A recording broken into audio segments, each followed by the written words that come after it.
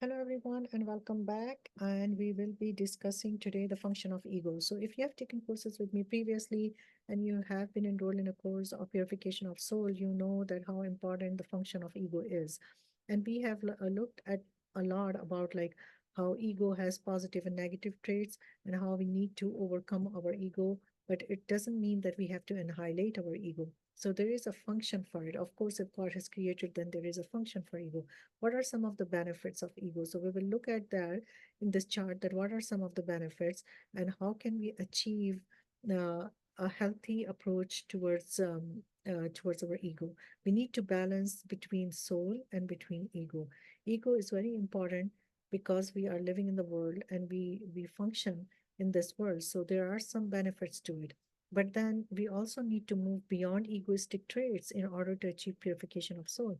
So, if you are interested in understanding yourself more and understanding how we can have a balance between soul, spirit, and ego, to enroll in the course, we have discussed in length what are the characteristics of negative ego or destructive ego, and what are the characteristics of ego in a positive manner that we can achieve spiritual heights. So let's look at some of the function. The function of ego is self identity. So, when you are going through life, you need your ego to maintain a sense of identity. What kind of place you live in, what kind of upbringing you have, the country you live in, the language you speak, the job you hold, all this forms your personality, and your personality is associated with ego. Either your personality can be taken over by ego, and sometimes people become very arrogant, people become very, unrealistic, superiority complex that they develop just because of ego. And at the same time, ego can be something which takes you to a greater height where you can be humble, kind, motivated. So there are different approach that you can take and different kind of effect it has on you. The point is to be aware of the effect of ego on yourself and on the people around you and your personality.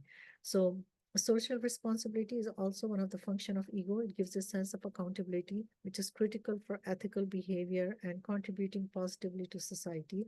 If you're a person who is ruled by your ego, then you would not be able to achieve anything constructively in a society, because everything would bother you.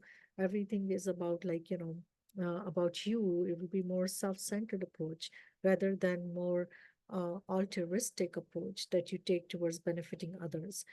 Emotional resilience. Ego has a function on your emotions. It controls your emotions, so it helps you individuals manage their emotion, cope with the stress and anxiety, build resilience in the face of adversity. Now, if you're controlled by your emotions, then of course it will have a very negative effect on you physiologically, biologically, and it will not be able to cope, but you will be in a high stress and anxiety because your emotions are controlling you rather than you controlling your emotion. Healthy relationships, ego can either contribute to healthy relations or unhealthy relations.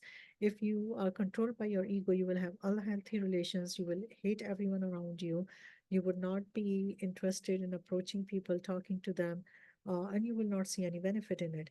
But if you have a healthy, functioning ego, then you will be able to connect with people authentically on a personal level, on a very deeper level, and connecting with others to form better relations. So it affects your life, it affects your healthy relations. The ego has that effect on you. It can be either positive or negative. Ego is also very important for motivation. So it gives you that drive, that ambition to do something, a desire to achieve or excel. People who lack motivation are people who do not have a healthy ego, or that balance that they have lost. So they're not interested in anything and they don't want to do anything. Emotional stability, as I mentioned earlier, emotional resilience is connected to your ego. So, similarly, having emotional stability is like having a healthy, balanced ego contribute to your emotional well being, because your emotions dictate your emotions give you more feelings. And then once you have more feelings, then those feelings can be positive and negative, and it affects your behavior. So your thoughts, your emotions, and your behavior, that's a cycle that continues. So if it's a healthy, balanced ego, then it contributes to your emotional well-being and your mental well-being.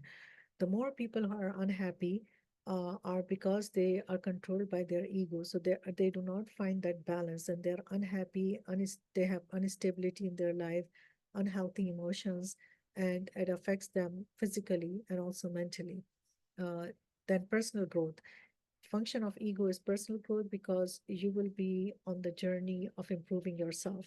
If you're aware of the effect that your ego has on you, it can be very negative and it can be very positive. If it's a negative effect, then it will ruin your relations, as I mentioned earlier. It will make you more stressed and high anxiety and things like that. But if the function of your ego is more positive, then you will be able to embark on the journey of self-improvement, self-growth, and reflection, and you will want it to change that within you, and you want it to be a better person.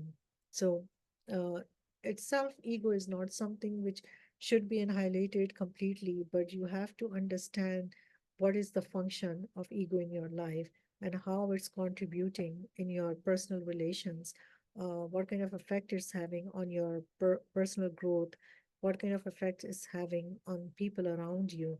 And creating healthy boundaries is also one of the function of the ego, because naturally you want to protect yourself. So once you kind of protect yourself from harm, you create those boundaries so you can be protected and not harmed by others. So those are some of the functions of ego. If you're interested to learn more and go deeper into this topic, where you understand yourself and understand how you can bring a balance between your soul and ego, please enroll in the course Purification of Soul.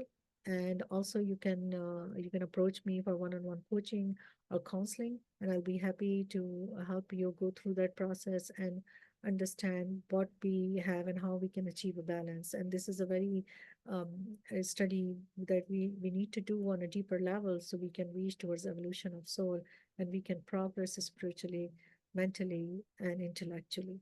Take care, and I'll see you in my next clip.